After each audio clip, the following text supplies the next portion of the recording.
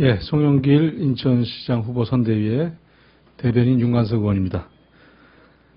선주협회 지원으로 해외 시차를 다녀온 유정복 인천시장 후보는 사실관계를 명확히 밝히고 즉각 사과해야 합니다. 또한 선주협회 로비 의혹에 대해서 성실하게 조사에 임해야 합니다.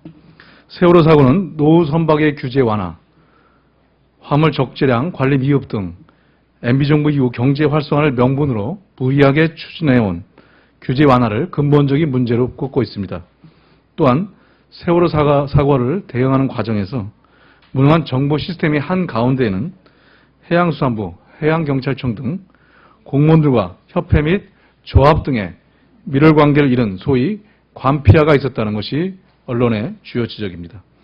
이런 가운데 경제정의실천 시민협의회 경실련은 오늘 전현직 국회의원이 선주협회의 로비를 받고 대가성 입법 활동을 했다고 주장했습니다.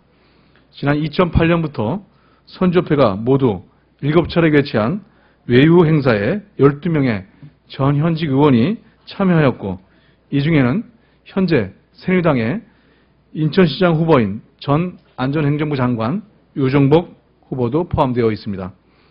경실련은 국회의원과 민간협회 간의 외유 지원 등의 이런 관계가 규제 완화와 정보 지원 보장 등으로 이어져 이번 세월호 참사 같은 사고의 원인을 제공했다고 분명히 지적하고 있습니다. 또한 실제 몇몇 의원의 경우는 지난 2008년 이후 선주들과 이해관계가 있는 법률에 대한 입법 활동을 해왔다고 지적했습니다.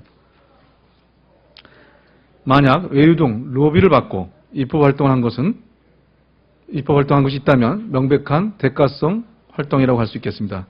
이에 경실련은 관련 의원 12명의 전현직 의원들에 대한 수사를 촉구하고, 또한 현직 국회의원에 대해서는 국회 윤리특별위원회에서 심의와 징계가 필요하다는 입장을 밝혔습니다.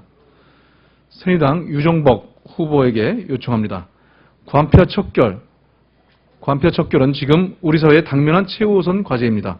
세월호 참사 이후 국민들의 정부 시스템에 대한 불신과 분노는 사회의 근본적 변화를 요구하고 있습니다.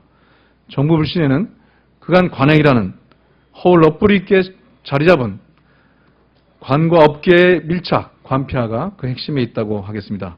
그런 면에서 입법 주체인 국회의원과 민간협회 간의 유착관계에 대해서 반드시 그 의혹은 철저히 규명돼야 합니다.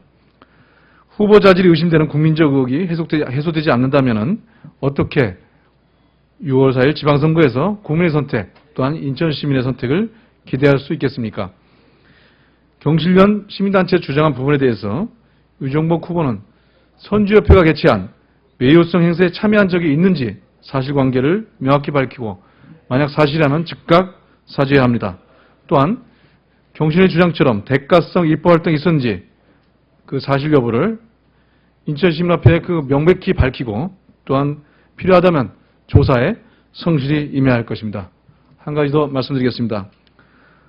오늘 저희 새정치민주연합 의원총회에서도 세월호 국정조사 특별위원회 구성에 이은 활동 계획 논의에 대해서 보고가 있었습니다. 현재 언론에 알려진 것처럼 주요 증인으로 김기춘 실장, 남재진 국정원장, 김한영 KBS 사장 등 많은 사람들이 증인으로, 특히 현 안행부 장관 등을 비롯한 현직과 특별히 전 안행부 장관으로서 안전관리 매뉴얼을 작성하겠다고 했던 유정복 전 안행부 장관 전 인천시장 후보에 대한 세월호 사태에 대한 국회 국정조사 특별위원회 증인 요청이 새정치민주연합 쪽에서 강력히 있었다는 사실을 밝혀두고, 여기에 대해서 유정복 후보는 성실하게 적극적으로 협조할 것을 정중하게 당부드립니다.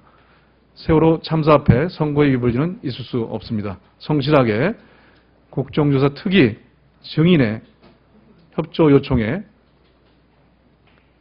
성실하게 임할 것을 다시 한번 당부드립니다. 이상입니다.